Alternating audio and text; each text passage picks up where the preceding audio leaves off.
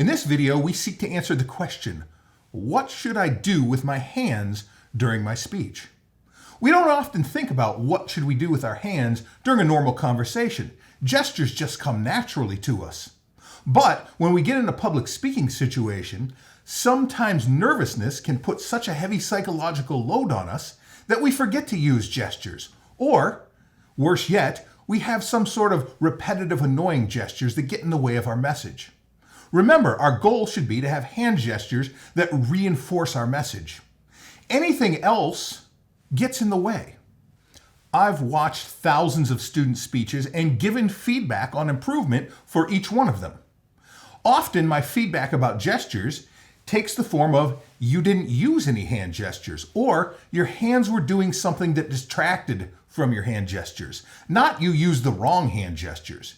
Usually, when we practice enough and we feel comfortable with our material, the hand gestures will come naturally, and we don't have to think about what exactly is this hand doing or what exactly is that hand doing. When you've gotten to the point where you've practiced your speech enough and you feel comfortable with your material, you won't think about each and every hand gesture that you use. So, the number one tip for using effective hand gestures is to practice so that we feel comfortable just like we do in a conversation when we freely and easily use hand gestures. This video will approach hand gestures from the perspective that you already know how to use effective hand gestures. But we're going to cover some of the big pitfalls that come with using hand gestures during your speech. So if you can avoid these and just be natural like you are in conversation, you'll have winning hand gestures.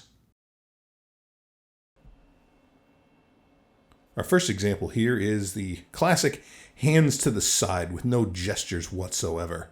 This is common in a lot of students' first speeches. They get so nervous they barely remember the material and they end up just having their hands dangling at their sides. Another variation on this is the hands folded in front. Sometimes the hands are fidgeting in front, sometimes they're still, but you can see in this example, we just have a little bit of shoulder shrugging and zero hand gestures.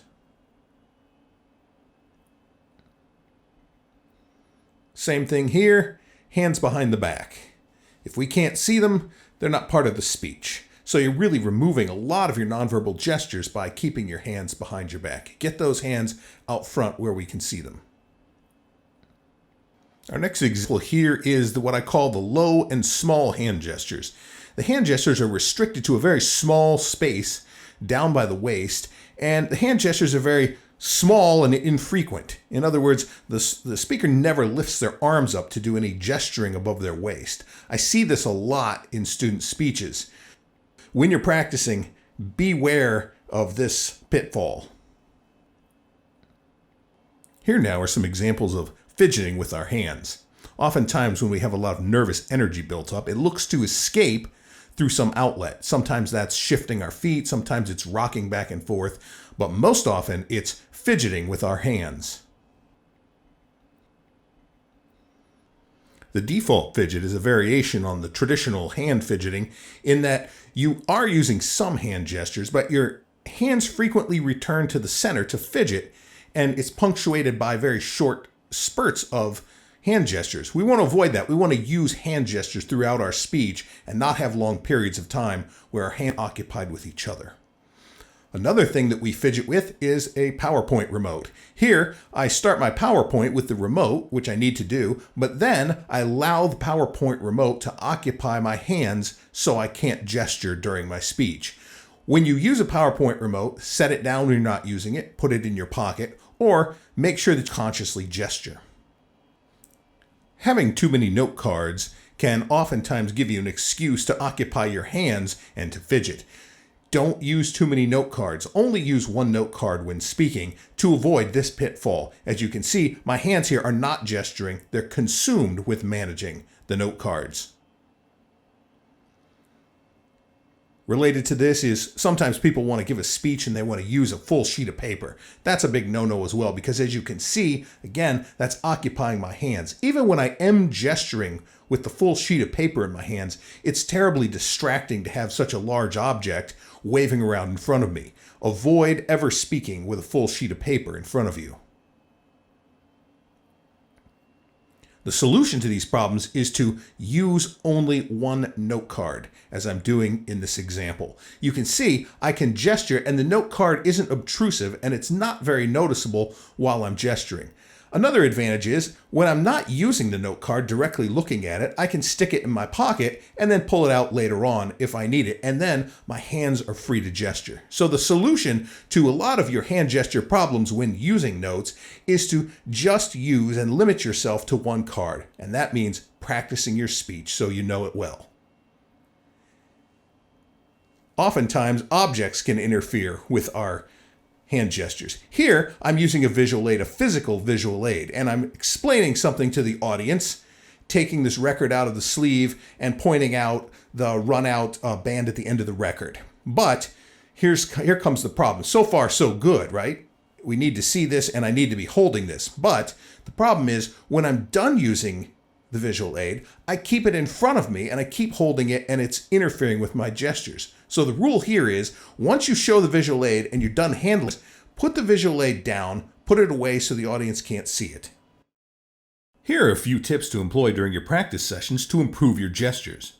Just thinking about improving won't work. You have to have a plan of attack for generating improvements by practicing. If you find that you have a tendency to fidget with your hands when you speak, make it a point when you practice to never let your hands touch each other. Of course, your hands can touch each other infrequently for short periods of time during your speech, but by making a point to not let them touch during practice, we can train ourselves to use gestures instead of fidgeting.